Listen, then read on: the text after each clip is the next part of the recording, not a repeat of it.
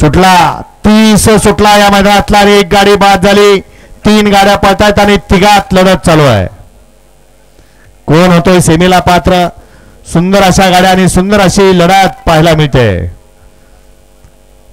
गाड्या पळतायत परंतु आज गती काय कुणाला वाटना झाली आहे. लढत चालू आहे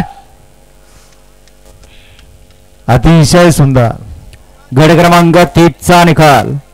30 चा निकाल आहे. आज क्रमांक 5 वर धावलेली गाडी नासाहेब प्रसन्न बाळोमा प्रसन्न Lakhan rifle fans club 0072 Phaltan या गाडीचा 1 नंबरला विजेता बैलगाडी मालकाचा सोमाचा हार्दिक अभिनंदन. सुंदर अशी गाडी पळाली. कुमारी स्नेहा सुदाम चव्हाण भोजनी नाशिक यांचा या ठिकाणी उजवीला पाला बादशाह आणि डावीला पाला संपतनाना घाडगे. रायफल फॅन्स क्लब फलटणकरांचा रायफल आणि बादशाहची सुंदर अशी गाडी पळवली. फलटण तालुक्याची मुलुक मैदानी तोप सोमा ड्रायव्हर तरडपकरांनी गाडी सेमीला पात्र. 28 लावून या राहिलेला 28 चे बैलगाडी मला गाड्या लावून सज्ज व्हा आणि 31 ते 40 वाले